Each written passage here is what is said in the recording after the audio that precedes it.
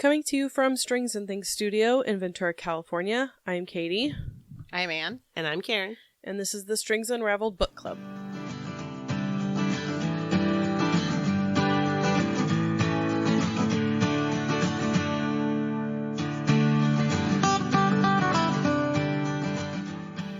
Welcome, everybody. It is November. I had to think about this. Still November. Right. Our book this month was My Choice. But before we dive too deep into it, what are you guys working on tonight? Anybody? I am making a soapy scarf. Oh, yeah. By Petite Knit. I started this, I think, in the summertime, or maybe even the spring.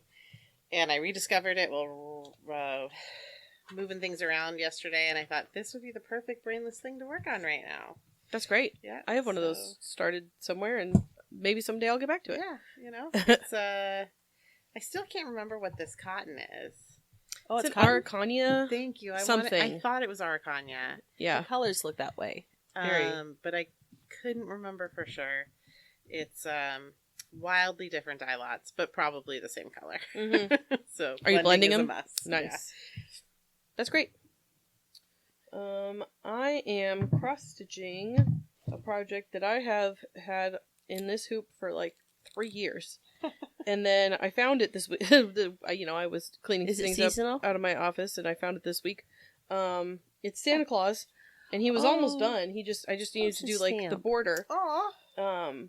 So this is a frosted pumpkin pattern called Pen Pals, which I think is the like postage stamp. Mm-hmm. And then this is called Here Comes Santa Claus. So he's standing on a little roof. He's got a bag of goodies. I just did the border for like the little postage stamp, and I figured out that I have like a tiny stain on it right here, and I don't know what it came from, but it's been, this project has been on hold for many years. Yeah. I don't know why I stopped, but this is the time of year that I feel like cross-stitching. Right, I just thought it was a new project because it's holiday time. Yeah, no, I was like, I should finish Santa Claus. Nice. So that is what I am working on. Then you'll feel very justified in your new Christmas cross-stitch. Yes. In a little while. The Christmas cross-stitch I started last year and didn't work on, which I want to get back to. Oh, so that's brand new. That doesn't basically. Yeah. Basically. I have done little to nothing on it. Karin, what are you doing? Well, I'm pausing on a project that I'd started earlier in the year, or actually last year, because I have a pattern that was supposed to be out last December. Looks like it's going to be this December. And so last year I thought, I'm going to make another sample from my design. And then it just got put on hold when the other dragged out. And I'm at the place where I'm halfway under the body. It's a top-down raglan in Tunisian crochet that does like a color fade. And part of me was like, I have enough stash from the same yarn dyer, but in brighter colors to do a stripy thing that she and I talked about doing a collab on, version of it last year. Mm-hmm. But I'm like, well, since it's actually going to come out this year, maybe I'll put the other on hold and chain on a new one. Nice. So I only have the one hook, but fortunately with crochet, I can put that one on a side. And especially with Tunisian crochet, I made sure that I got all my live stitches taken care of. And now I'm going to start a new one. Nice. Just a little more scrappy. Cool. That is definitely a plus of crochet. That if you can keep track of your hook to start with, yes, you can take it everywhere and start 100 projects in that same gauge and whatever. Well, I'm kind of addicted to her yarn, and I got one of her mystery fluff bags that has all these mini skeins of the fluff, and I'm like, who is it? This is Teal Torch Knits out of Portland, Oregon, and it is a Surrey alpaca. That's the thing I like about it, is that apparently it's a Surrey alpaca and silk. It's lace weight, but I'm doing it on a really big hook. So it's meant to be open and airy, but the fluff fills it in. I don't think you could do this with a regular yarn because you need the fluff to fill it in. And it's Radical Threads. It's coming out. And the issue it's the 4th issue the theme is air. So this is a very light, airy transitional sweater. Cool. All right. Well, the book we are here to talk about today is Weyward by Amelia Hart. I have the little, well, I just have the back of the book cover synopsis basically, but okay, it says 2019, under the cover of darkness, Kate flees London for a ramshackle wayward cottage inherited from a great aunt she barely remembers. With its tumbling ivy and overgrown garden, the cottage is worlds away from her abusive partner who tormented Kate. And she begins to suspect that her great aunt had a secret, one that lurks in the bones of the cottage, hidden ever since the witch hunts of the 17th century. Alva is awaiting trial for the murder of a local farmer who was stampeded to death by his herd. Oh, sorry, this is 1619. As a girl, Alva's mother taught her magic, a kind not rooted in spellcasting but in deep knowledge of the natural world. But unusual women have always been deemed dangerous, and as evidence for witchcraft is set against Alva, she knows it will take all of her powers to maintain her freedom. 1942, as World War II rages, Violet is trapped in her family's grand crumbling estate. Straitjacketed by societal convention, she longs for the robust education her brother receives, and her mother, long deceased, who was rumored to have gone mad before her death. The only traces Violet have of her are a locket bearing the initial W and the word Weyward scratched into the baseboard of her bedroom. Weaving together the stories of three extraordinary women across 5 centuries, Amelia Hart's Weyward is an enthralling novel of feminine resilience and the transformative power of the natural world. So, what are your thoughts? What are your initial reactions? How do you feel about it? I loved it. Yeah? I loved every bit of it. Ditto. I Same. intentionally did not speed through it because, like a really nice meal, I wanted to savor it because there's so much information and so many ways that these women are connected, and I didn't want to speed through and I didn't want to miss something. Yeah. I also loved it. I listened to it on a road trip, so it was like 2 large chunks of listening to it, which was good because I got it, listened to in time, but I felt the same way where it was like, I could have been a little longer. Like, it could have, not that, like, the story didn't wrap up, but I wasn't ready for it to be done. Right. I really, really loved it. I thought it was a satisfying wrap-up, though. Yes. And I just need to read it again. Listened to it twice already. Good. Yeah, we were supposed to record last week, so I would have been a little fresher in my memory, and I regret not re-listening to it. I don't think I would have had time. But I wish it were fresher in my mind because I really enjoyed it. Yeah, very good. I am looking, like, obviously, I think this saga is done. Like, there's not more to hear from these women, even though we would enjoy further stories. But I do look forward to more from this author. Yeah. I thought it was fantastic. Now I'm, like, waiting. Yeah. This is her only book. Right. I hope it's not like The Witches of New York, where I've been dying for more. I do want more from those characters. But there's nothing. There's nothing left. There's like a little short story, I think, floating around there, but give me more. I was thinking about the books that we have read, and we love a good woman story kind of book because we read what was the one about Angerboda? That's the Weaver's Heart. Or The Witch's Heart? The Witch's Heart. Yeah. We read that. It's The Witch and the Weaver is the next book. Yeah. I have queued up. The Witches of New York. I felt like there was another one. There is Everybody Knows Your Mom's a Witch. Yep. There's been more, though, I think. Yeah. But we apparently love that genre. Yeah. Like, there's the one with the woods with the house. Yeah, that is called. What is that? The one with the called? woods and the house. I really love that one too. I thought about listening to it again. The one with the church. Yeah. Small Angels. Small Angels. Yep, that was a good one. Oh, I really Similar. like that. Yeah. This is a good genre for us. I didn't have time to listen to it because I've been borrowing so many books from the library. So I kept thinking, this is the right time to re-listen to this. Yeah. Small Angels, but yeah. Okay, cool. Well, I'm glad you guys both enjoyed it. It has been on my list since it came out in 2019, I think, or 2020. Oh no, it says it was first published this year. Is that right? It makes sense because when I had it already like borrowed from the library, but I was on a waiting list, and I thought for the audiobook, and I thought it's not going to come in time. I'm probably going to need to buy it. And I walked into the library, and it was right on the new release. Nice. And then I got 2 skip the line versions from from the Los Angeles library. Well, it has been on my list since February, I guess, when it came out, because I read the synopsis or the back of it I think I was at Timbre and looked at it, and I thought, oh, I want to read that. Yeah, you're not so far behind. No. What's hot and new? My to-be-read list isn't that old, I guess. Yeah. Okay, cool. Well, there were a lot of resources for book club questions for this book, which I thought was great. Which is nice. Yes. Because sometimes it's hard to find them. Yeah. This is from Macmillan, and I've got a list of some questions, so we'll just jump right into it. First question says, consider the evolution of the name Weyward and the way women in this novel receive it. Why and how do the Weyward women grow to accept and proudly own this name? Why do you think more recent versions of Macbeth have replaced Weyward with weird?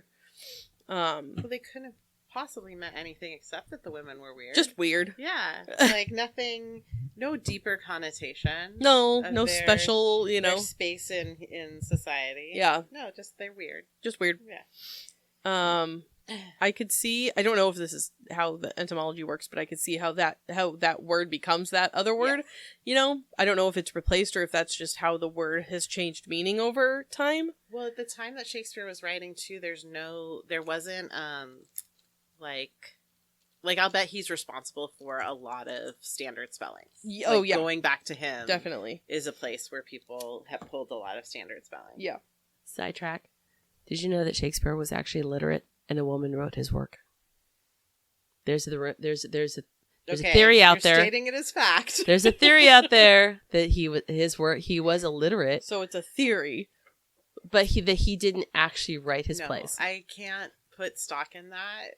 I just haven't had a chance to. This is the rumor mill. Okay.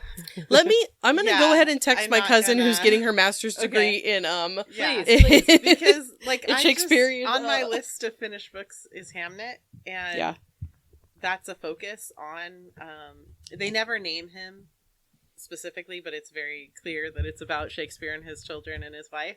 It's focusing on her and the children. Mm-hmm.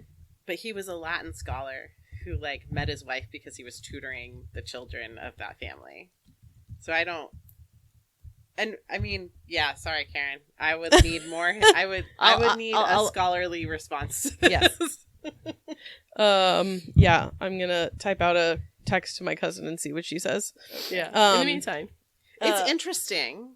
It is interesting how history plays with us, and that there are probably because a lot the person of things who wrote like that. The idea is that it was actually a woman who wrote his stuff. Well, what's interesting too about this is that Maggie O'Farrell is the author of Hamnet, and another book on my list of finished reads is her memoir, and she writes about how she was studying that perhaps there were many medieval pieces that were actually written by women and claimed by men. I don't know about Shakespeare though. That one sounds real contentious. Yeah. USA Today says there's no evidence for that, but it's a fun theory to think about. It's interesting. Yeah. So the term Weyward, meaning weird, but it's a family name. Yeah. Right? The book spans over 5 centuries. Mm-hmm. So back in what was it? For 1619? I guess that's 4 centuries. Yep. Alva, is that right? Yeah. Math. Yeah, math figures. I guess we would be in the fifth. The fifth of those centuries. Named centuries, yeah. So Alva is the daughter of a woman who I think her name was Elizabeth. Is that right? Ooh, the symmetry of that. I could be wrong. Alva's mother was a wayward woman, right? And mm-hmm. the town, it's sort of like Salem witch trial-y, you accuse someone as a witch and they have to go to trial and very little evidence and all that, fun stuff. But that was their family name, if I remember correctly. The other two, Violet and Kate, are both Ayers. That's their last name because the But Violet's mom. Violet. I thought you said Alpha's mom. Alva's mom, they are Waywards. Yeah. Alva and her mother are Waywards. Yeah. Kate and Violet are Ayers. Yes. Because they inherit the waywardness from their mother's side of the family, right? But you have to take your father's name. But Violet's mom is Elizabeth, who is also wayward. Oh, Violet's mom is Elizabeth. That's Yeah. what I meant. Sorry. But there's these symmetries. Yeah. Mm-hmm. Like I'm waiting for all the questions. Yes. To see if they bring them up. Yes. I think that they probably will. So how do the women like grow and accept? Are they proud to own that as their name? Like, Yes. yeah, it's Alva, that's just her name, right?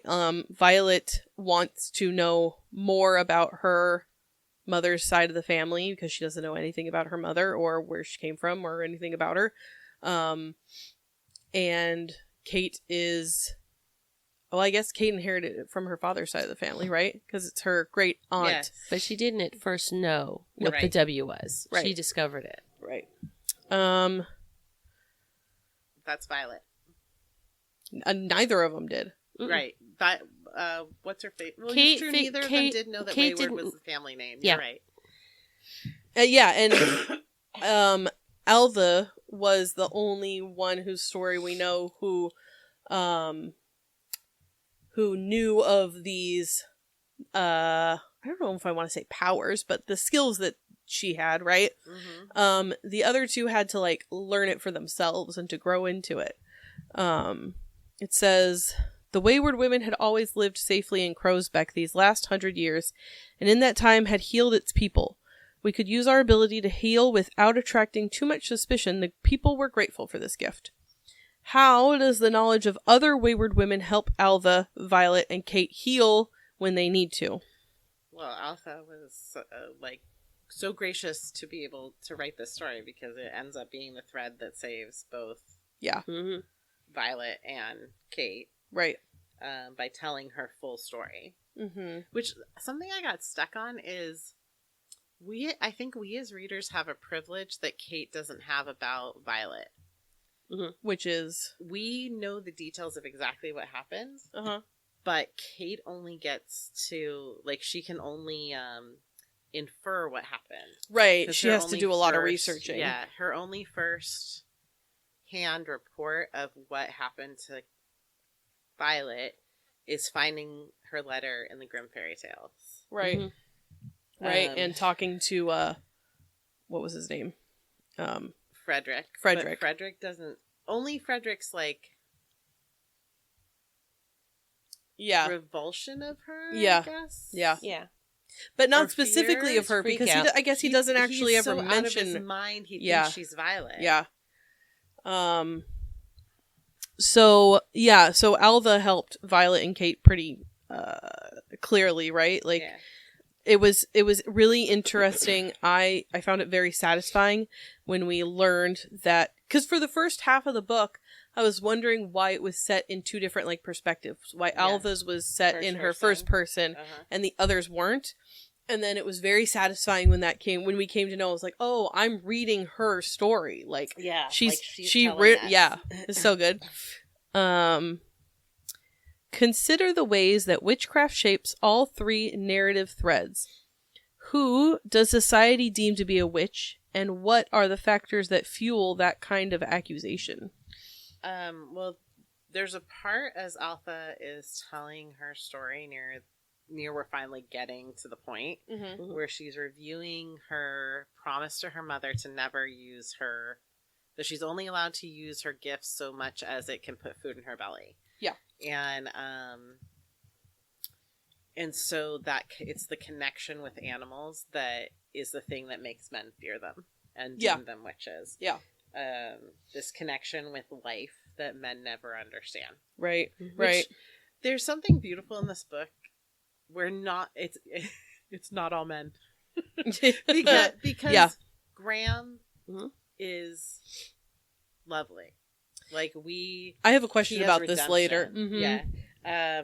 But yeah, the thing that is so mysterious about women, the ability to connect to make life, I think, is the thing that Yeah. deems any woman a witch, because if you Sure. look through history, it's access to knowledge, demonstrating your knowledge, and your ability to bring life into the world or prevent it from leaving the world. Yeah. Mhm. Yeah. That's pretty, yeah.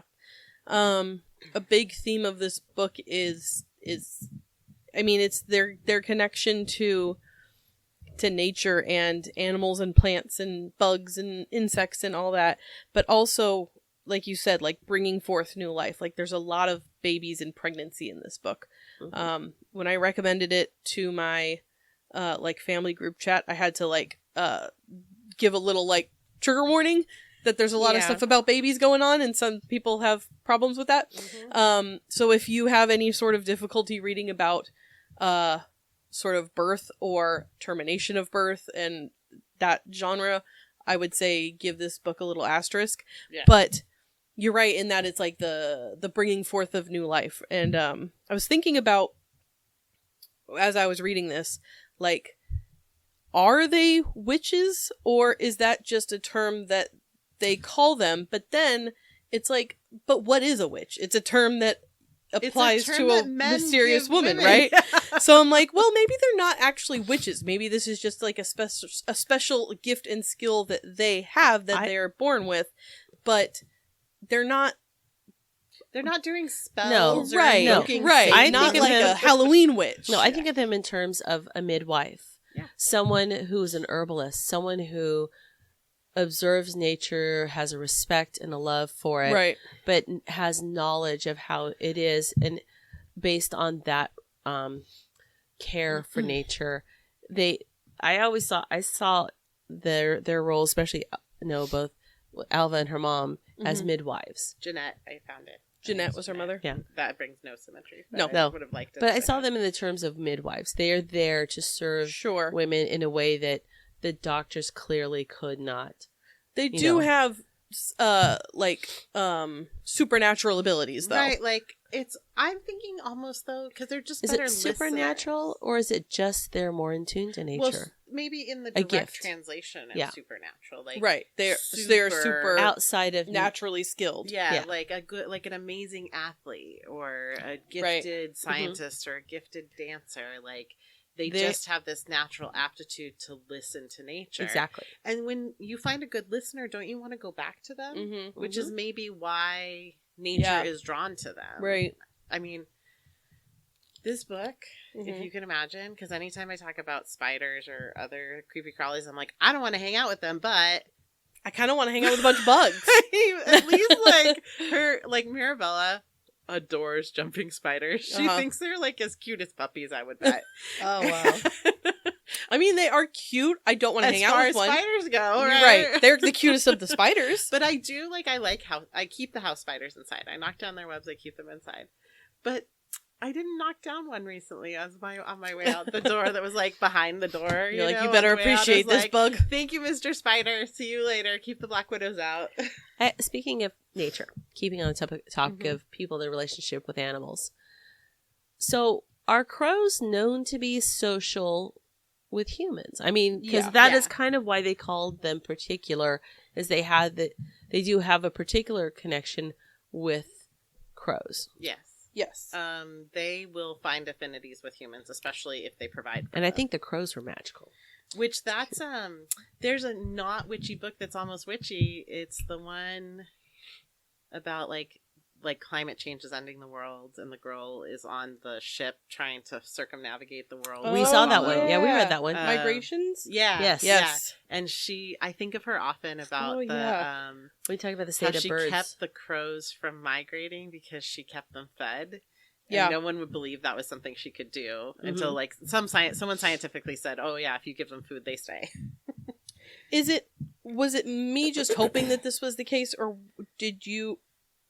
was it true, I guess, that the It's the same family of crows helping them the whole time. I was gonna say it was the same crow the whole time. Oh, I thought about that. Morgue, that's the crow's Yeah. name. I don't know how long they live. I know they do live long. They do live long, but I don't But think from they the live first human. one to the last one, maybe That's what I'm not. saying. I It's think a it's the supernatural. same family because they mentioned something about that. And they are regional.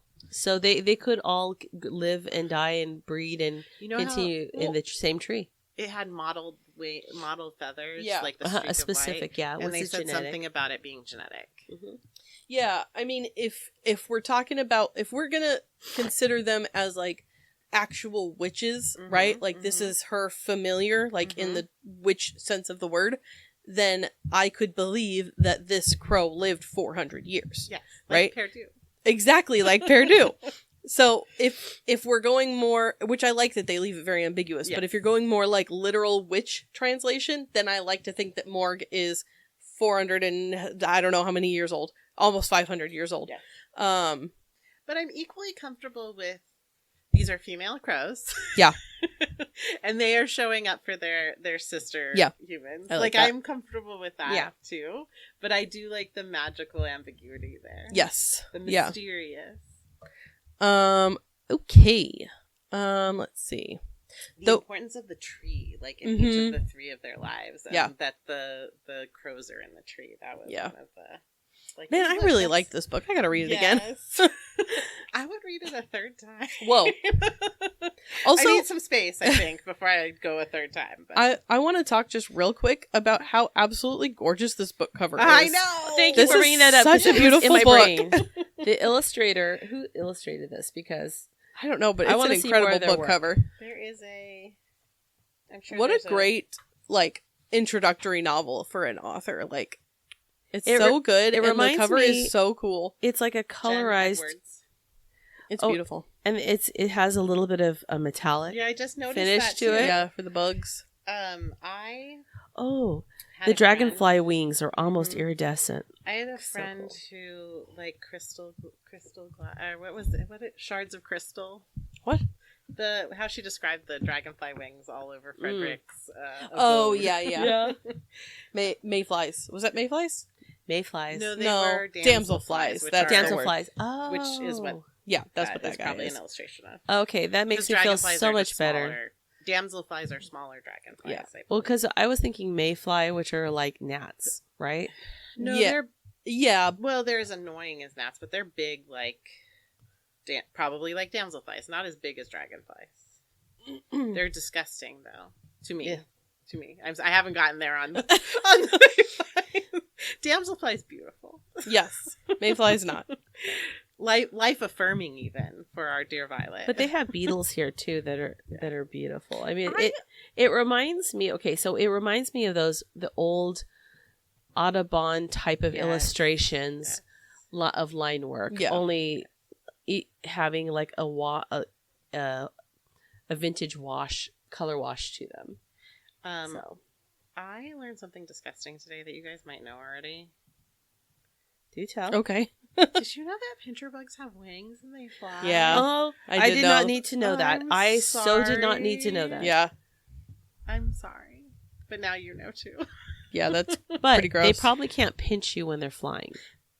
I've never been pinched by one. I don't They're think just so pincher bugs disgusting. pinch. They do. No, I have They heard do. they do. And it hurts, but a little bit. But you have to have, when you're a kid, it hurts more.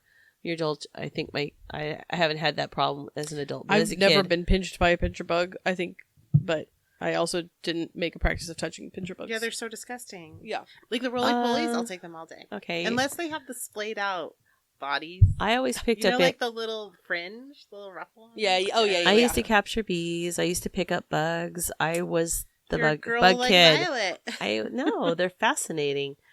Trevor, my middle child, used to do that, but he would be fascinated, and we'd always have to watch him because after the fascination, then he would stomp on them. Oh. I'd be like, "No, don't kill the bugs."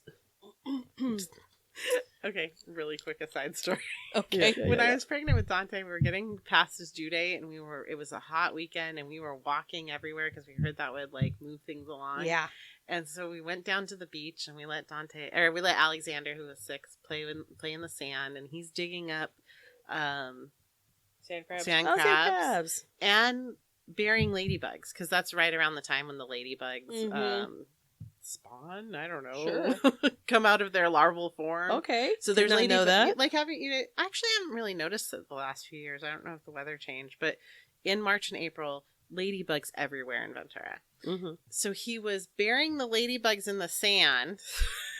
and carrying around the sand crabs. We're like, he's murdering all these little ladybugs. What a little Dexter, you know? And so it's time to leave, and he won't listen. And I knock the sand crab back into the sand. He's like, "You killed it!" No, I did not. That's where That's he lives. the animal that belongs in the sand. He likes it there. Not the one you are Oh my gosh. So actually burying. the ones with an exoskeleton, like the sand crab, are those invertebrates? Yeah. Okay. Yes. Pardon me. I have another invertebrate story. Okay. But We'll get back to these questions eventually. We will. Okay. When I only had 2 kids and Ian was really little, we went to a casting call for Kids Say the Darndest Things. And Trevor was too little, but they eventually needed more kids. So we went to Santa Monica. The kids were playing this on the sand. And one of the producers was, she's watching all the kids and she's fascinated because at that point, Trevor was digging things up. And he comes up to her and shows her this sand crab. And she is totally freaked out. And she's like, "Where did he get that?" I go, "Oh, they're in the sand. Like under my feet right now." Yeah.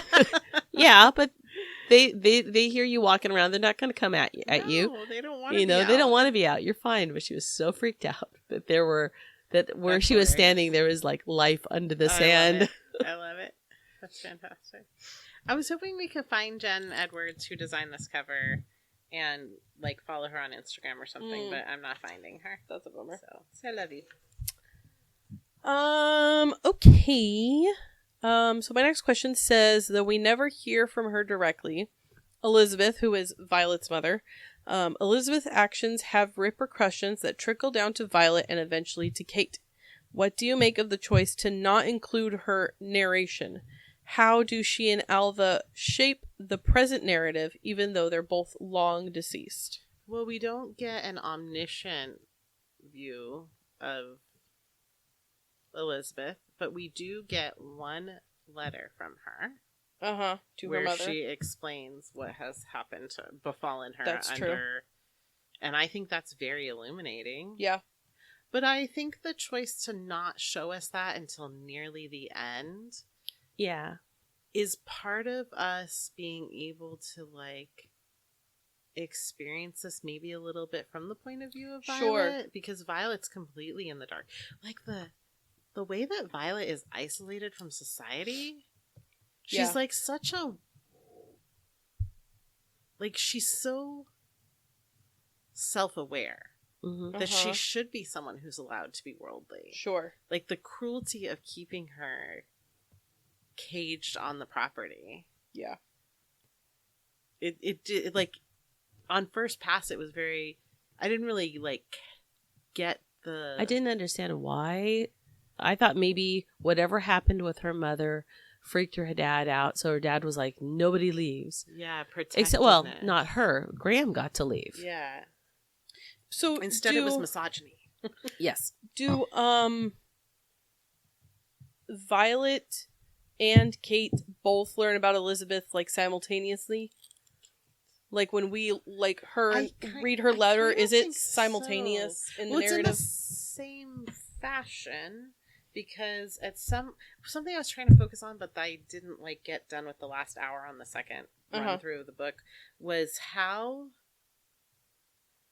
she knows to use her locket to find the key to open the book in the attic to read it at the exact moment. Right. Are you talking about Violet or Kate? Kate, when she's hiding from Bad guy. her a-hole. Yep. This happens in Violet's chapter. The letter is read. Okay. I think we get snippets of it when Kate comes to it later. Right, because Kate finds, I think Violet found the book and the letter at the same time. Yeah. I think Kate found letters, and she doesn't find the book until she's in peril in the attic. Yeah, I think you're right. Mm-hmm. We learn that Kate reread books she loved as a child for the comfort of the familiarity. How did the themes from various works of Shakespeare, The Secret Garden, and Grimm's Fairy Tales make an impression on both Kate and Violet? Do you have a book that you've returned to over the years, and what about it makes you keep coming back to it? Well, one I share with them, The Secret Garden. That book and movie make me cry. I have like So a very morbid thought, which is I would sort of like The Secret Garden to be read to me while I'm dying. Okay. Like, hopefully I'm dying very, very old in my comfy bed. Something else. Okay. Somebody, like, reading that particular book to me. It could change. Like, 'cause you're I'm on your hoping sick bed. Yeah, like, I'm near Got it. death. Okay. And it would be a wonderful, like, thing to be mixed into those last central experiences. Yeah.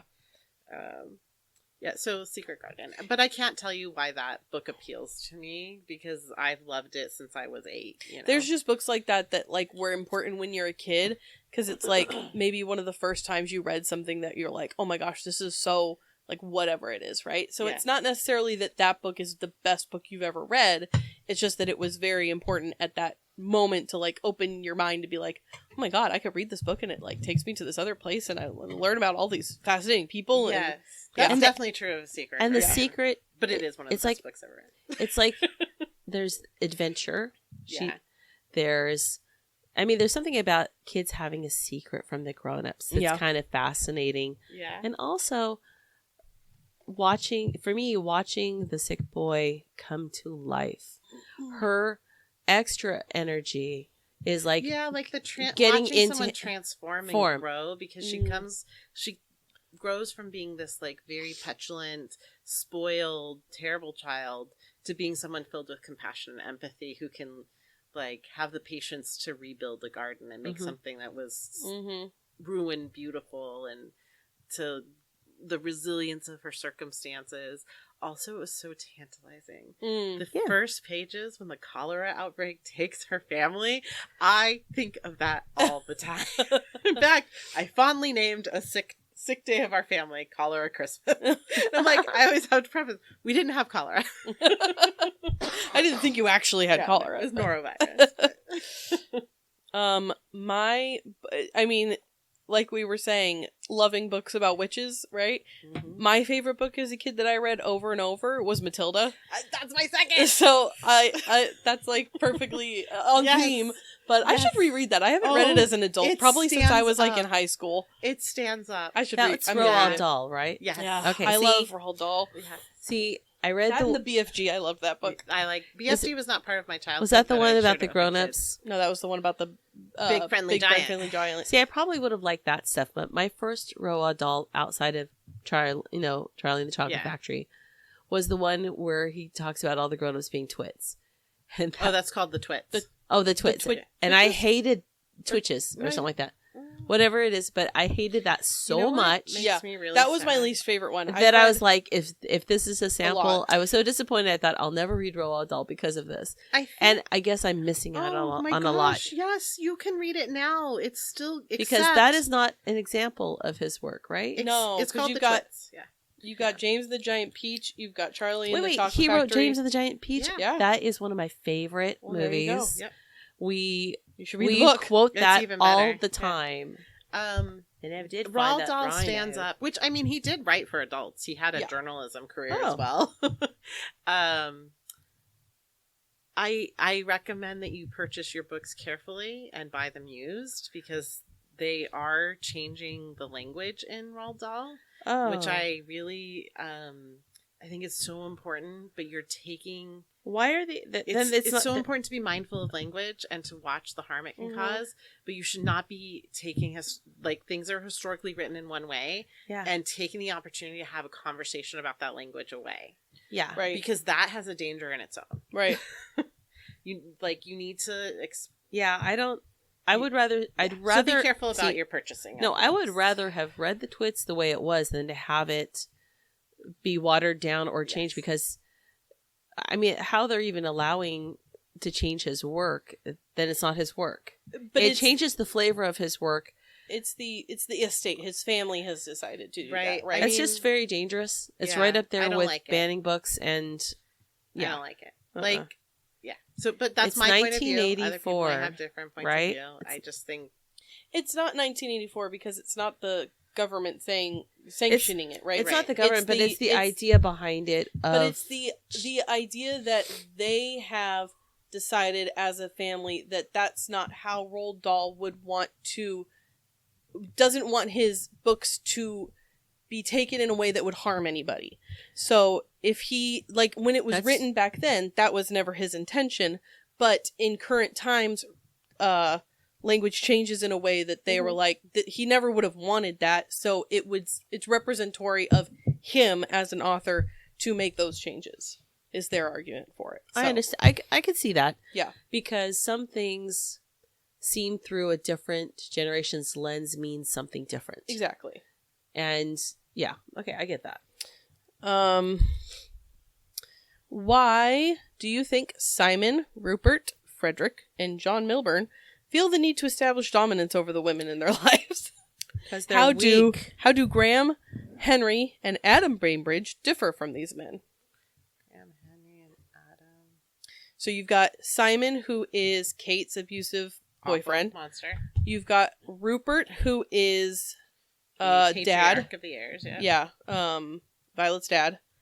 Frederick is Violet's Is a cousin. dirty pedophile. Very Yep, okay. bad person. Yep. John Milburn is the husband of Alva's best friend. Gotcha. And then you've got Graham, which is Violet's brother. Yep. Henry, which is Is that the bookkeeper, like the book stockist's husband? Henry? oh, I don't remember. Adam Bainbridge is the kid who goes to Alva and like invites her to the dance and is Yes. nice to her. Yeah. I can't remember who Henry is now that I'm thinking of it. Let me see if I can Google it. Let's see. Henry. Who's Henry? I love the mobile she was making. I know. That was great.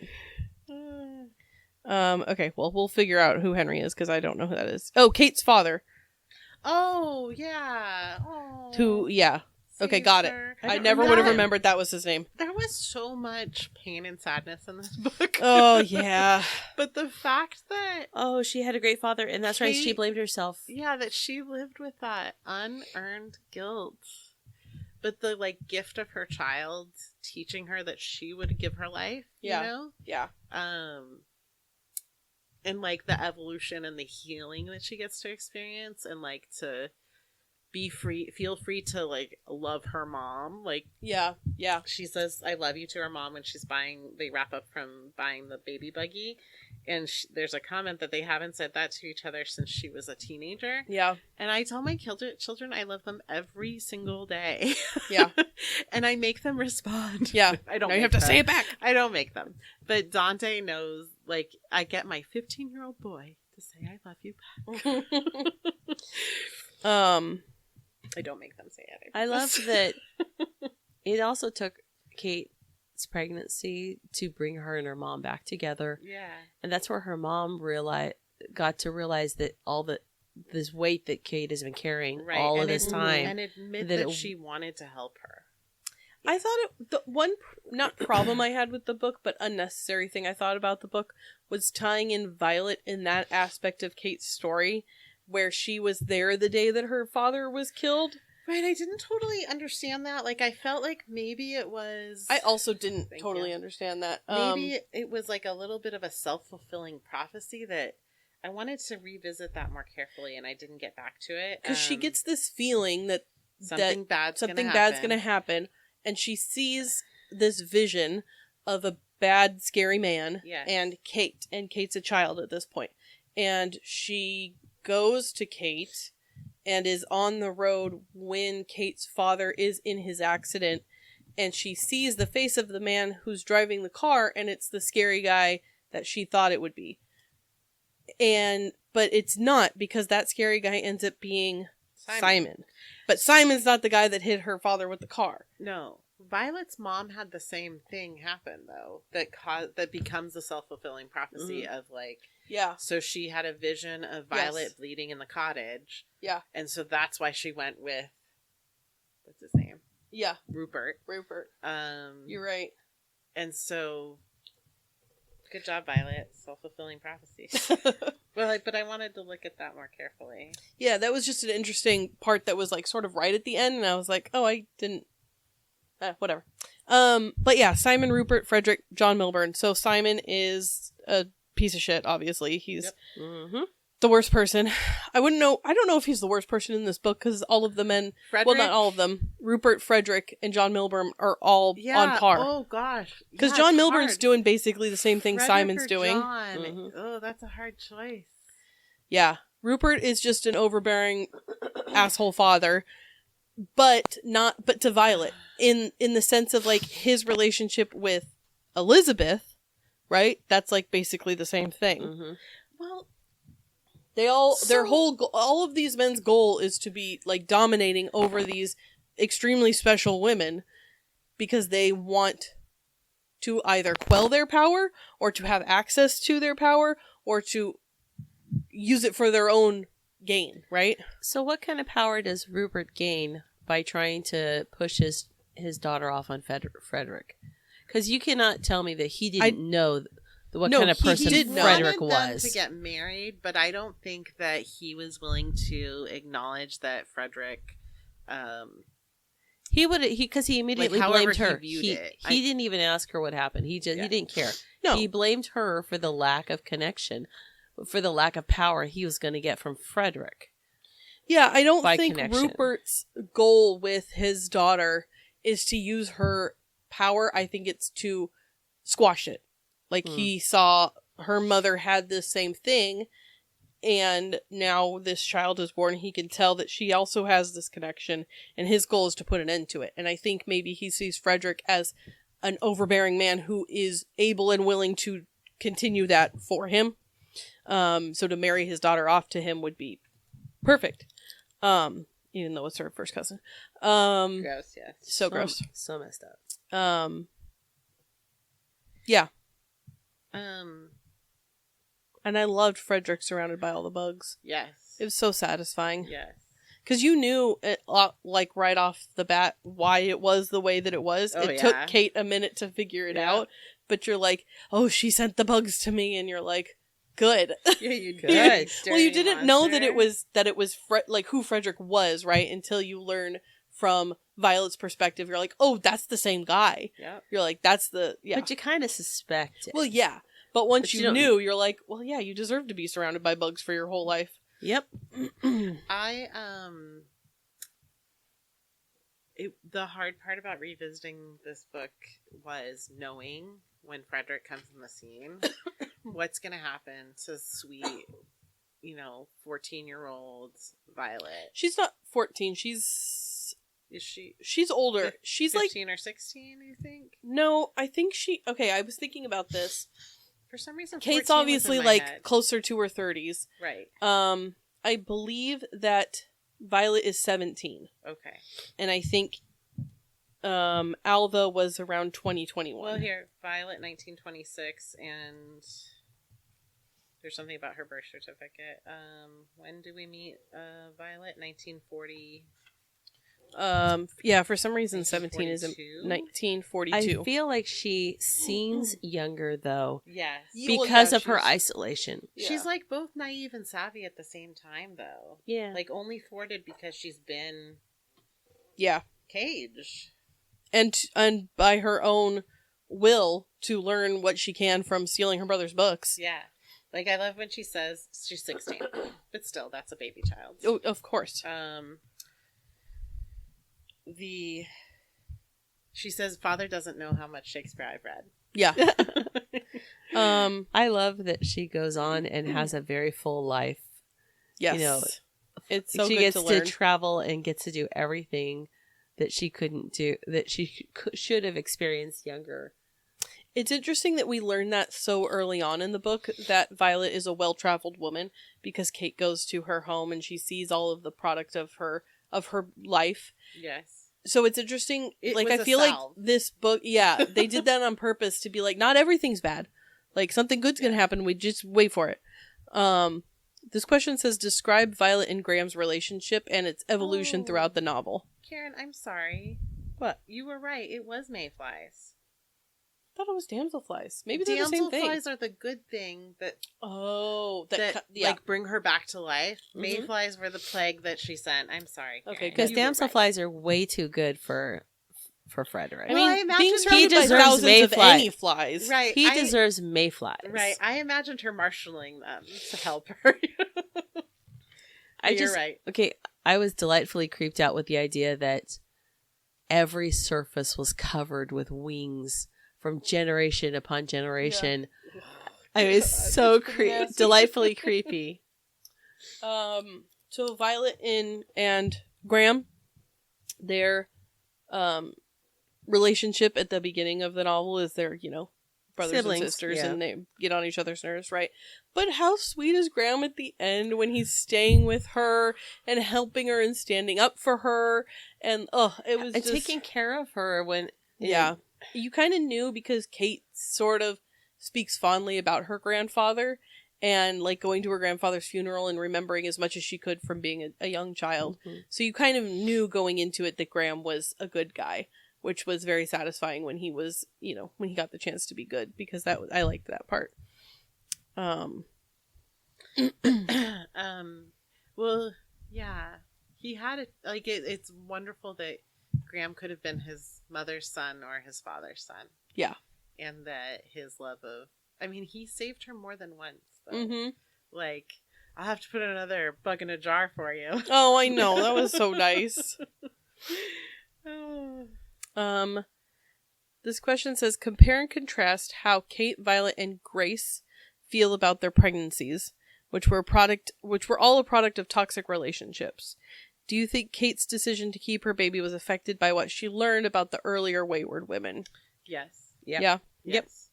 I was kind of waiting for her to make the opposite decision, and she does think about it and inquire about it and doesn't do it. Violet's pregnancy is the product of, that it would have been bad either way, of her relationship with her cousin. So she obviously made the right decision, I believe, in her circumstances. Yes. And then Grace is Alda's friend, who I don't remember if she knew that the babies weren't going to make it or if she didn't want them to. Because the first one didn't. She had like 3 babies. It's both. She had 2 stillborns because he beat the life out of them. Right. Um, But is it not that she couldn't do it, or like physically, or that because he was so abusive that it wouldn't? That I don't know. well, that's unclear. Right. And I think that he was beating the life out of them both. Yeah. And so your body, just like the Tansy tea, Right. your body's going to reject anything extraneous to save Sure. your vital functions. Right. So I couldn't totally tell if it was her desire to save this third child from... Right, from the life that it was going to have. Right, because she says from such an ugly act, which you could imagine that being the brutal sex, or you could imagine that being his physical brutality of beating her Right. endlessly. Right. Like, he treats the cows better. Right. Exactly. Yeah. I think that the whole like vision in trying to save Henry and Kate is this, like, she makes the accident happen Okay. because she sees the red car coming to them. She Henry- makes the accident Yeah, happen. Henry and Kate are already crossing the road. The car is getting closer. Violet had to do something. She closed her eyes, focusing on the gold glint she discovered inside herself all those years ago. As the crow called to her great niece, Violet felt its cry. Yeah. So Kate runs into the street because she's going after the bird. Right. And Henry has to reach for her because she ran after the bird. Right. And so your understanding of her seeing the wrong bad man. Yes. So it's like the sight just leads them both down the same gilded path. In to that misery. path, yeah. Except it helped Alpha, though. Because Alpha sees Grace at In the The- field. Bonfire thingy. at the festival. Right. And she sees her bleeding. She doesn't know how to interpret it, but she knows that her friend is in trouble. I couldn't tell But if it she was having a almost leads to vision her own demise, or if she too. actually saw her. I think it was a vision because I think the book makes it pretty clear that they all She have was there visions. and then she disappeared. There was something That- about that. Yeah. I like the idea of it being more of a vision, but I thought, well, it wasn't clear to me. Yeah. But that's the whole point of visions. They're not clear. But I guess that vision, too, leads to Alpha's imprisonment and torture. Yeah. Yeah. Yeah, it's interesting. How do the traumas that Kate and Violet each experience affect how they view themselves? How do they work through this, and how do they arrive at new perspectives by the end of the novel? I loved Kate's evolution in this, from being like the perfectly like pristine, like Withering yeah, Barbie like doll. exactly, to being like she shaves all her hair off. Yep. She starts wearing these like crazy clothes she finds in her aunt's closet. She's making a mobile out of sticks and bones and shiny stuff in the woods. I loved Kate's whole like Return to character arc. nature. It was so good. Yes. I don't think. Well, she's the only one who really gets a character arc. Because Alpha, we just get this Snippet of her moment. life. Violet, we see her beginning and her end. Yeah, we don't get So to we know experience. she grew and changed. Yeah, but the growth itself. That's Yeah. true. So maybe it's really mostly Kate's story, but this is the foundation Yeah, of her heritage I could see that. that makes what happens to her and how makes it make sense. Yeah, I mean, it begins and ends with Kate, so I do think you're right in that that's mostly her story and learning to find her power through her connection to the previous generations of women in her family. This novel follows the lives of 3 different women in 3 different time periods. How did the movement between these perspectives affect your reading experience? In what other ways were these women linked aside from just their familial ties? So it takes place in here's this. the link. Okay. Okay. First question was, how did this affect your reading experience? Right? Yes. I thought it was very artfully done. Mm-hmm. Like, They're very distinct. Like you can imagine all of these different scenarios, right? And even though they all lived in this same cottage, I could imagine They 3 feel separate worlds apart. worlds, Yeah. for each of them, which that I think the author did a really, like you said, artful job at explaining that, because in the present day 2019, it just feels like this old decrepit little sweet little cabin, right? In the 40s, 1942, right? It's this gross rundown little place that is, but it's her own, right? She comes from this, most of Violet's story is told from this big beautiful Grand. estate. Yeah. So you're envisioning that sort of world for her. And then Alva is like, I have a harder time picturing the 1600s because I didn't live don't, there. I didn't live then. Well, I didn't live in the 40s either, but Well, same house, different, less neighbors. yes. Yeah. Different surroundings, basically. What other ways were these women linked aside from their familial ties? Okay. So, things that you spot through all 3 of their experiences. Yeah. Well, so they have the same gifts. Yep. So there's the ever presence of the trees to climb. Mm-hmm. There's the forest, beckoning or foreboding. There is a rabbit and a sensitivity to a rabbit in each of the 3 of them. Really? Yeah. A rabbit? Yeah. So near the end of Alpha's story, she's talking about, it's kind of when she's talking about like understanding their natural gifts. Mm-hmm. Her and her mom come across a dying rabbit, and mom lays hands on the rabbit and tells it to go with peace, and they like stay with it until it dies. Yeah. Mm-hmm. Early on, I don't remember if Frederick's there yet or not, but Violet is faced with eating rabbit stew. Yep. And she can't stomach it. Yep. And And then when Kate has her car accident in the woods, she's trying to avoid some roadkill, and it's a rabbit. Wow. Oh, wow. So I don't know what that I'm glad you reread this means. book. But it's there. Interesting. And then, of course, our wonderful Morg, Yep. who may have traveled through the eons. I like for to her. think it's him. I like that too, actually. But I'm happy. the crows are there. Yep. And then they're tied together through abusive men. Yeah.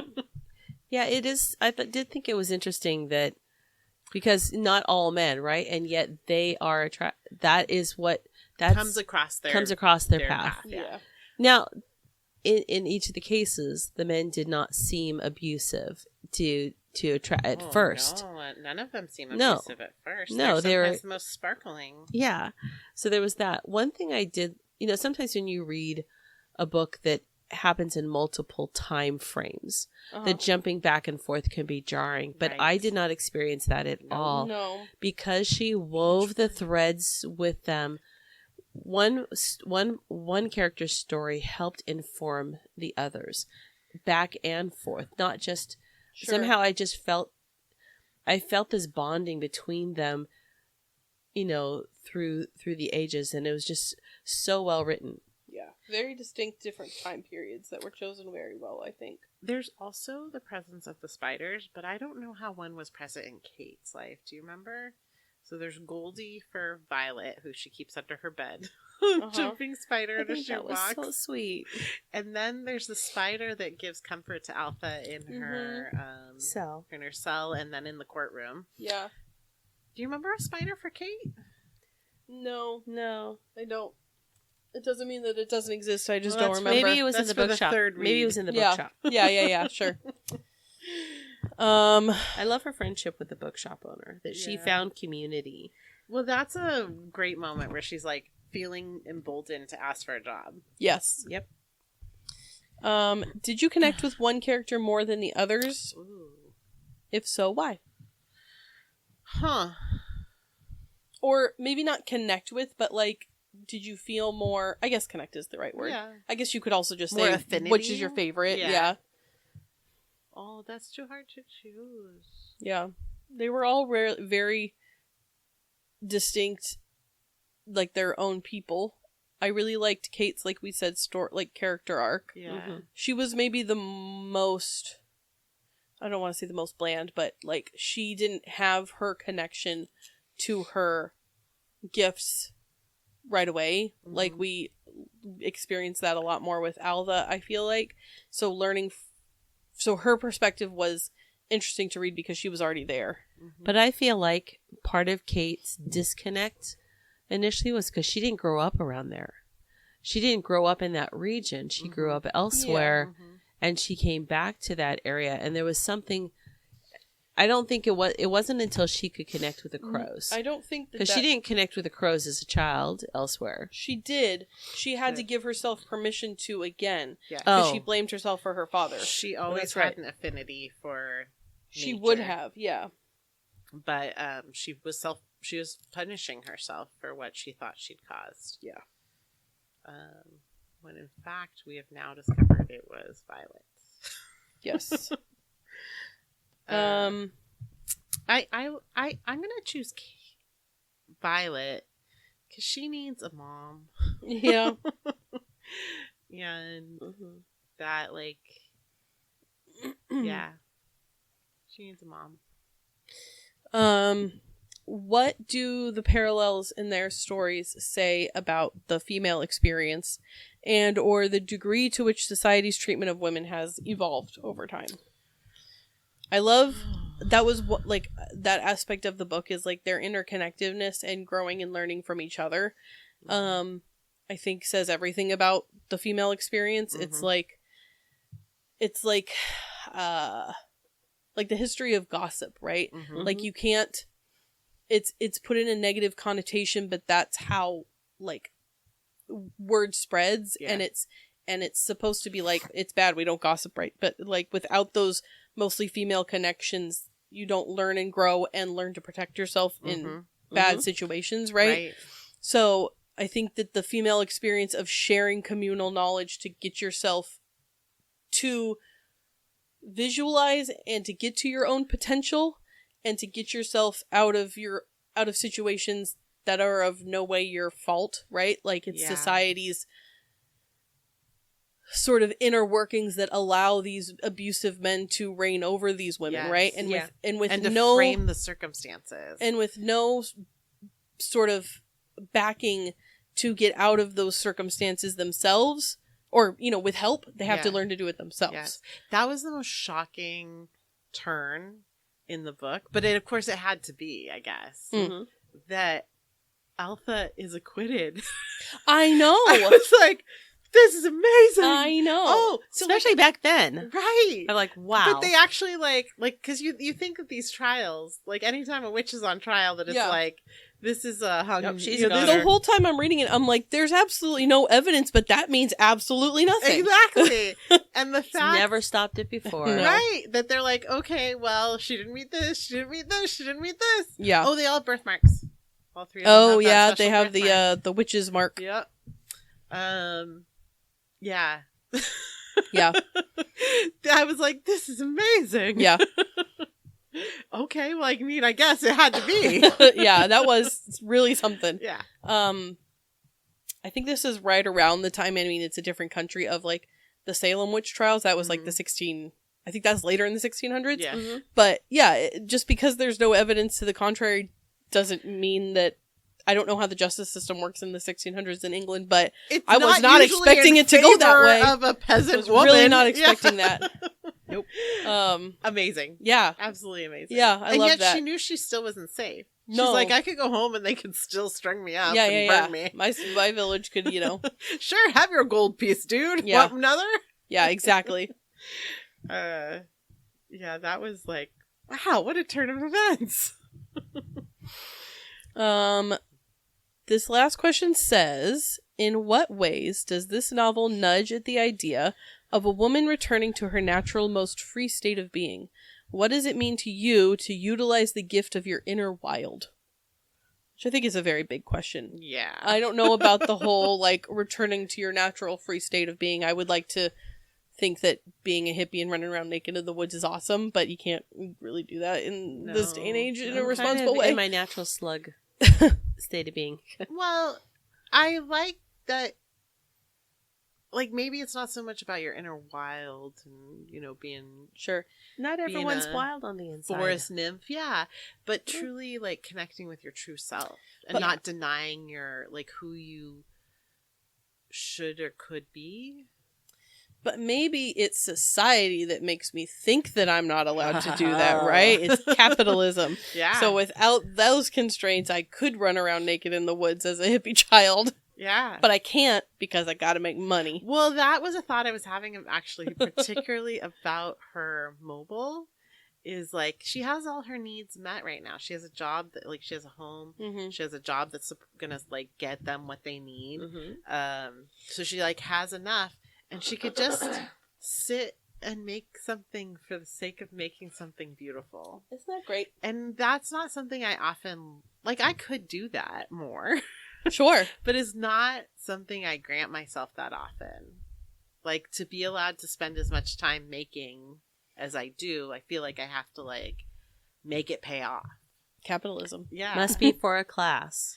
Right. You know. Or whatever it is. Whatever, yeah. Like, why am I doing this? How can I should monetize this. Yeah. It's, Rather than just, this has no intrinsic value other than it makes me happy. Yeah. How often do we get to that, Jen? so maybe that's what this last question how it could apply to us, right? Yeah. What does it mean to utilize your gift of your inner wild? It's like connecting to that, like, maker spirit. You can Yeah. make a baby, you can make a Yeah. beautiful whatever it is, right? Like, Yeah. that's a power that you have. The choice to do it or not do it. Because, like, as heart-wrenching as Violet's choice is, like, that was the only choice for her. Mhm. Like, the choice to not be a mother. Right.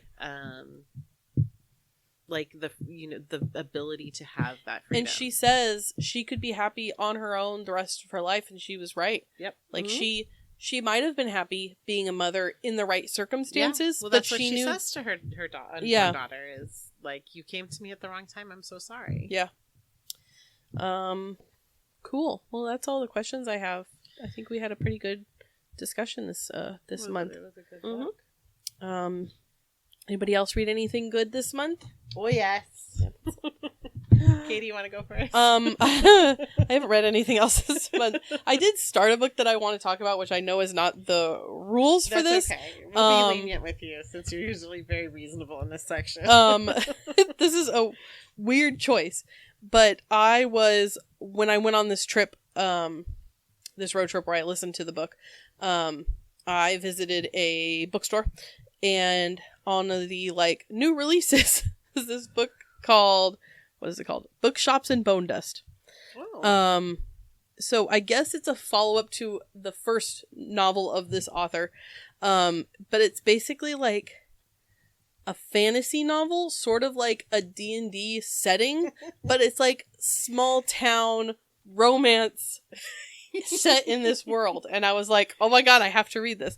I have to show you Bookshops and Bone Dust. This is the cover. Oh, yeah, I've seen that advertised a ton. Okay. And I think there's another book. They're lattes This and is supposed something. to be like the cozy, Yes. cottage core. Yeah. Legends and Lattes is the first one, which I haven't read. But I did start this one and I am very much enjoying it. It's about like an ogre woman who like gets injured in battle and she has to go to this small town and like learn to whatever. And I was like, this sounds like a cozy little like I love small that. town novel, but set in this like genre. I was like, I'm very excited to read this book. So I haven't finished it yet, but I did want to mention it. Honorable mention. You are full. I can't remember the right term because I think that I'm mixing it up with what you could call Kevin. That you're a dice checker now. Oh I think yeah. that's right. Yeah. Okay, sure. A dice goblin. But yeah. But because he's a like a card flipper or something. Okay, is got what- it. What the back and forth is supposed Yes, to be. Magic the Gathering versus Yes. Dungeons and Yes. Dragons. Yeah. Um, No, it's strong crossover, and I learned same parent company right now. oh, of course. Not always. It wasn't always. But. Anyway, that's my honorable mention. Okay. Well, thank you for. I'll report back next month when I finish it. I've been curious about it because I've seen the first book advertised a ton. I need to find like the audiobook version because I'm never going to get the book read. Yeah. But I love to buy the book from the bookstore. Well, oh my god, I found the most perfect. Somebody, I hope I liked it because I need to go back to her feed and like look at her feed and see if I need to follow her. Okay. It was, how do you read so many books with a parent as a parent of young children? And she has earphones on while that voiceover's going, and she says, "Oh, you mean my shelf awards for when I finish an audiobook?" Exactly. And she picks up a Diana Gabaldon book, and she's like, "This book," and she opens saw it that. and It's sniffs it, so and she's true. like, "This is 42 hours." Yeah. That's what this so Weyward true. is. This is my My shelf trophy. It's a shelf trophy, Trophy. which Weyward is a good shelf trophy. yes. Not everything deserves a shelf trophy. No, but this is. I like that when It's I a want to beautiful go book, back and yeah. read it. IRL. Yeah, yeah. Then I can. I think that I will want to revisit this book every once in a while. So shelf trophy. That's your Got shelf it. trophy. Yep. I read a lot of books. Of course Not you as did. many as I expected, considering how much time was put in here at the studio from our last book club to now. Mm-hmm. But you did a lot of making in that I time did, period, so you get a yeah. lot of listening done. Yeah. Book of Lost and Found, Lucy Foley. It's one of her early books. It's not a murder mystery like her current 3 popular books are, but it is so beautiful. Okay. I have said before I'm a little sick of World War II books, but Oh, like, I this read was something not else this month. offensive. Yeah. Okay. Sorry, I just noticed my history. I read a book called Secretly Yours by Tessa Bailey, which was like a romance novel. Yeah. Not fluff. a groundbreaking one. No, I also listened to that when I was because I driving. listen when you say it's a good one. you It know? was fine. I wouldn't recommend it necessarily, but it was fine. You wouldn't Really? you wouldn't recommend it, but you wouldn't not recommend Right. it. If you like a light, fluffy, slightly steamy romance novel, it was fine. Okay, that could have been something I needed this month, which I'll get to. Okay. Lucy Foley, great. She's always been talented. So, because I like to read an author's books from oldest to newest, because their evolution is so interesting to me. And sometimes when you go back on an author, they're such like fledgling into their talent that it's a little challenging to read, actually. Mm-hmm. But this was as good as anything I've read from her. Okay. This is How You Lose the Time War by Amel L. Mutar and Max Goldstein.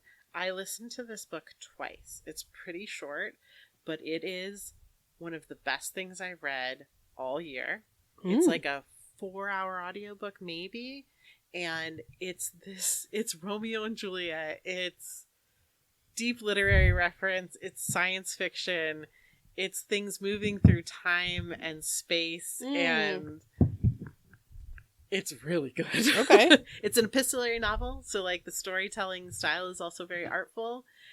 I don't want to say more about it because I think you should experience it, and it's really good. What was the name of it again? This is How You Lose the Time War. Okay. It's so good. So it was another book this month that got double listen. Got it. I finished Hamnet by Maggie O'Farrell, which I mentioned earlier. Uh-huh. Heart-wrenching, beautiful, absolute gem of a book. So good. And the premise is it's focusing on Shakespeare's wife. Mm-hmm. Maggie O'Farrell loves historical storytelling, but she does tweak the facts to fit her narrative, which she admits readily in the author's notes. She gets criticized for it, but she doesn't say anything to the contrary that she's doing that. I would also recommend this book. It was highly recommended the year it came out, which I want to say is 2021. Braiding Sweetgrass by Robin Wall Kimmerer. This is a nonfiction book. It's a book that Timbre is doing as a read along. Mm-hmm. I don't think it's a book club, but it's some kind of active read along. Right. This book is going to reverberate in my head for a long time. Okay. She is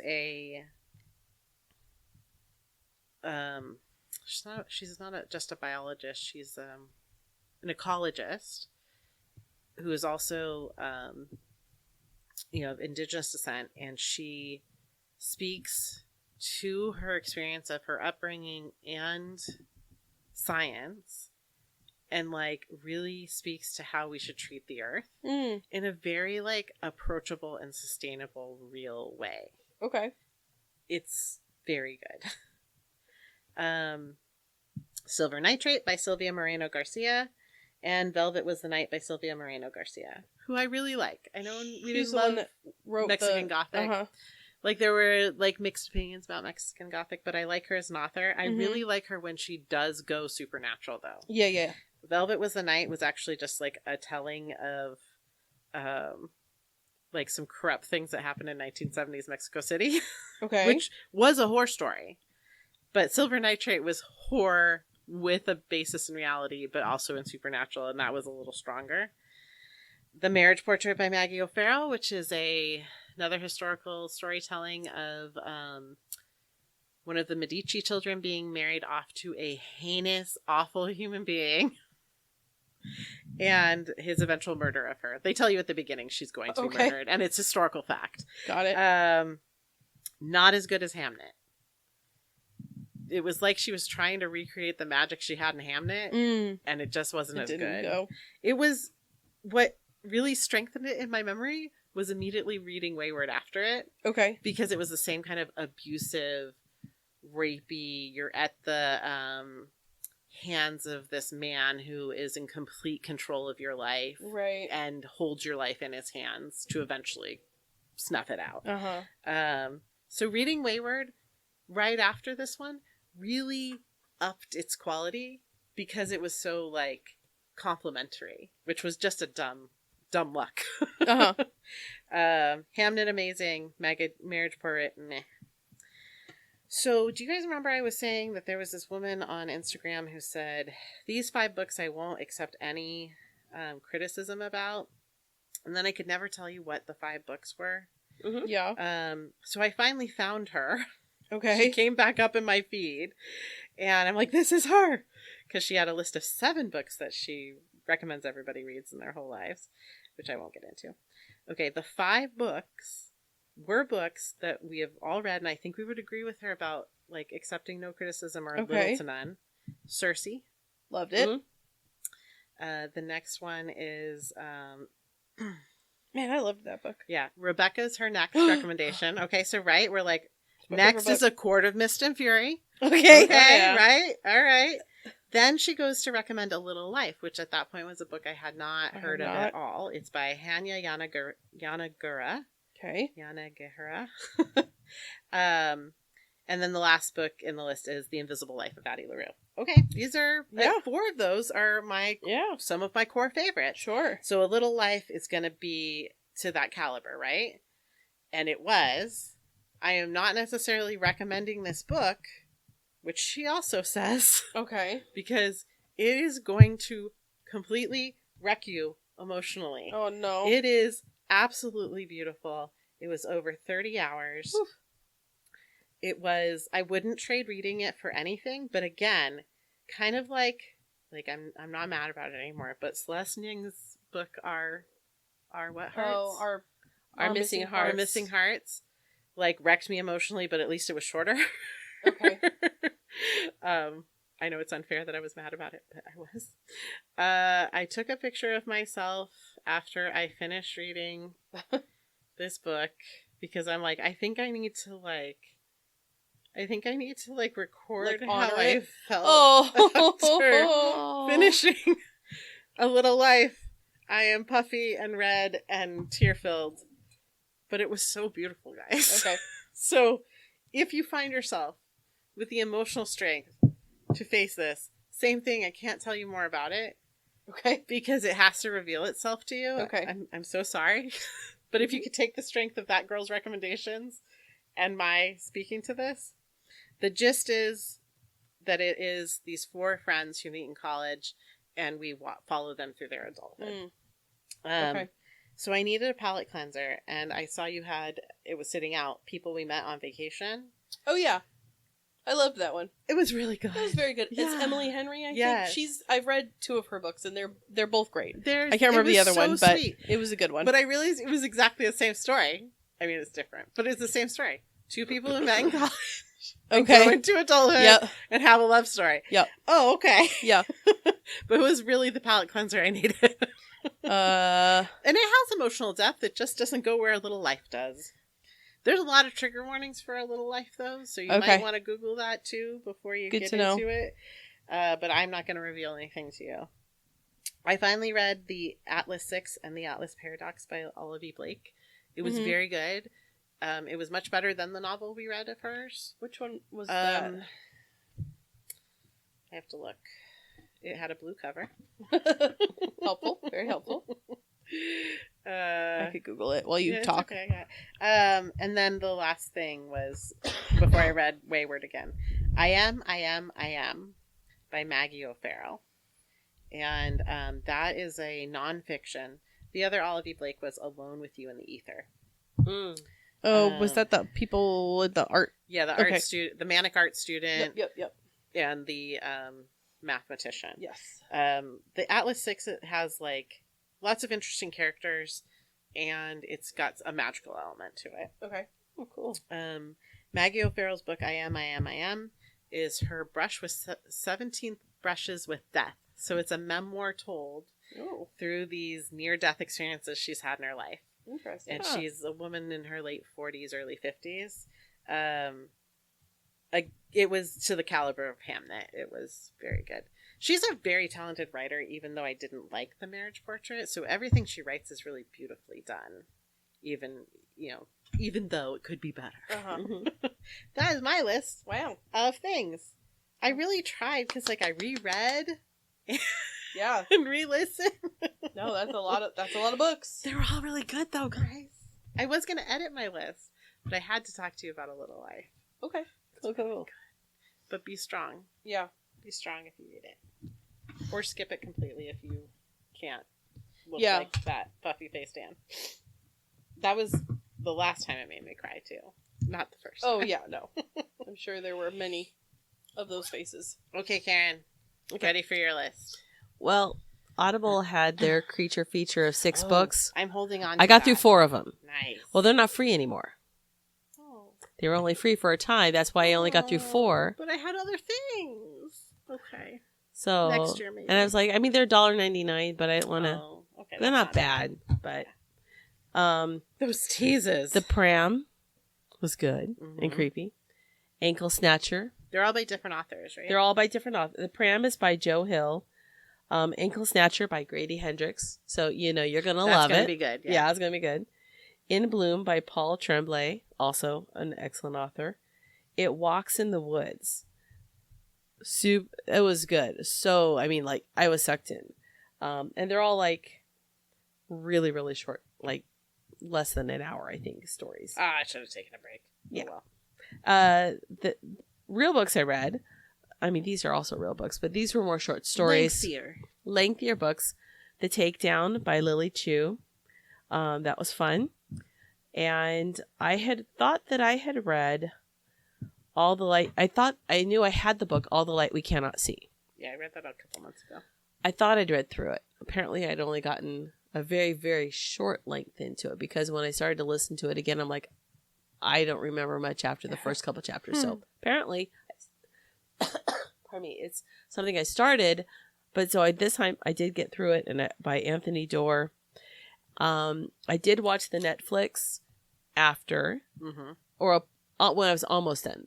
I'm like, yeah, it's like catch up to each other, and it is different. I like each telling in its own way. Okay, that's good. I do feel like the book gives you the and this is what happened to them later in life that that you may not experience in. So they don't have because that epilogue is really important. I think. Yeah, the epilogue's not in this. The epilogue's so important. Okay. So either that or. I mean, as far as I know, it's just a movie, right? It's not, or no, it's a series. So maybe they're going to release more, and maybe I just caught up to where they were. I haven't looked at it at all. So, yeah, so that was really good. I am rereading Coffee Land. Coffee Land is that story of how coffee comes to us. It's really good. From the cover, it's One Man's Drink, Empire, and the morning. I'm trying to read the very, very small thing. You read this before, though? I did so this is a reread. Gotcha. So, I mean, things like Hill's Brothers, that is not the same as James Hill, who is the one who most of the coffee beans that we know of come from San Salvador. There's a story of it before, like, have you heard of Arabica beans? Arabica beans are a misnomer, an intentional misnomer. And this is why I know some people are like, they don't like Arabica beans because they think they're inferior, when they kind of are. At the time, coffee was coming from like Turkey, and those the pea berries, as they call the little things that we now call coffee beans. They come in different sizes, different shapes, and the ones that were coming from that Turkey area were from Turkey and the Middle East. It wasn't called that at the time. They have a different flavor, different quality. Mm-hmm. Most people don't really know what that is, and they don't really know. And the reason why they started making ground coffee was to hide the fillers. Oh no! I mean, they sold it to miners as more readily usable, but because you were not getting the whole bean, you really don't know what was in your coffee. Oh, no. They throw a little chicory, a little other stuff in there to try to stretch it out. So, but life on a coffee plantation and how it changed the economy and really the world and industry as we know it, because when this was being developed is right at the beginning of the industrial age. So, anyway, it's really fascinating, and I'm excited to be re-listening to it again. Yeah, I mean, when something merits a revisitation, it's nice when it pays off. Mm-hmm. It's a book that I actually had the physical copy of. Your shelf. No, I shared my shelf trophy with someone that I'd met while working an election site. Passed it forward. Because he's from San Salvador, and so this is all history that happened before his time, from his childhood, but before his childhood. So, I passed it along because it's such a great book. And I'm like, you know what? I want to listen to that again. So Nice. didn't sound like I read as much. Maybe I was Well, it's hard to follow, Anne. That's all the Yeah. Well, who gets to I'm pick? gonna listen to Lonesome Dove Neck. It's Yeah. 33 hours. Yep.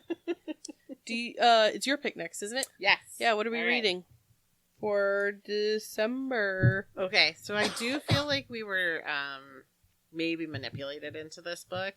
So maybe it was a BuzzFeed. No, it was Book Riot. Book Riot had a quiz of like, let's match you to your perfect next horror read. And it had all these questions about like, what's your favorite? And they were mostly like literary. Some of them were TV and movie based, like which one appeals to you the most, and took you through, I don't know, a dozen questions maybe.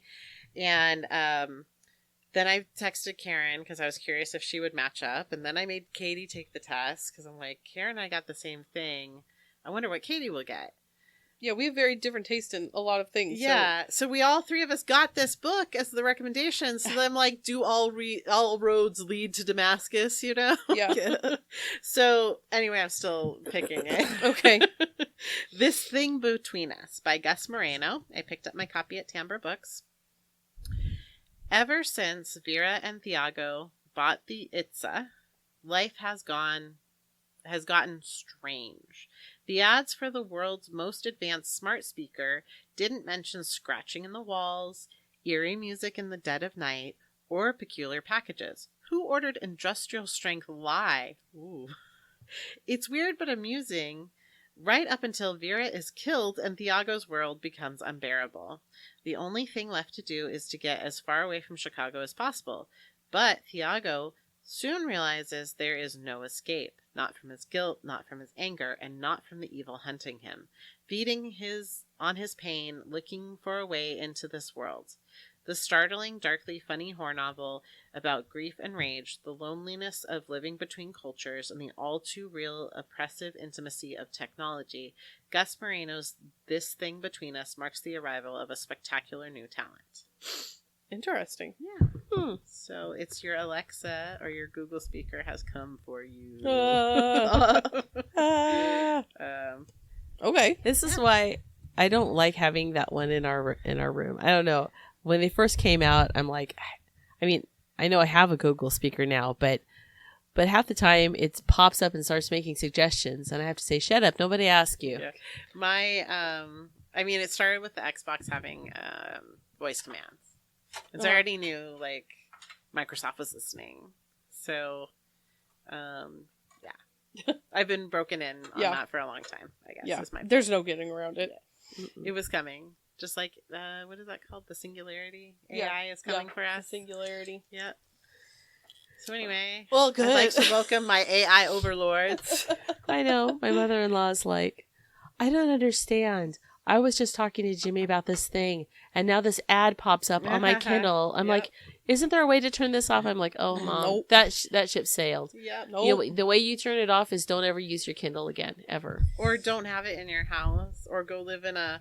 Wait, that's not going to work for Gus's character in this book, I think. I was going to say go live in a wilderness. Yeah, no, it doesn't sound like it. Sounds like And it's going to chase him. It's not just that your phone is listening to you, it's everybody's phone is listening to you. Yeah. Yeah, It's- even if you don't have a phone, and even you're- if it's people not in line listening at the to coffee you, shop. Yeah, they're talking to each other. Well, I searched for some fabric from Fat Quarter Shop that I put in my cart. Mm-hmm. And then at work, where I never plug my phone into my work computer, it charges from the outlet.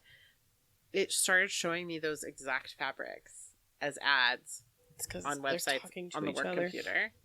And then there was like something that I wonder if my husband Googled that I really don't want to like appear on my work computer. Oh, okay. Or I'm like, I hope it was my husband, not one of my sons. But anyway.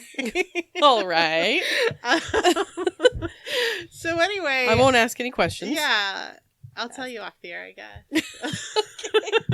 Well, let's continue this conversation next month when we read this book and see if AI is going to kill us all. Dun, dun, All right. Well, thank you guys for listening. We will be with you in a couple weeks for our latest podcast episode. It'll come out the first Tuesday of the month. Our book club episodes come out the third Tuesday of the month, except for this one will be a day late, and we hope you understand.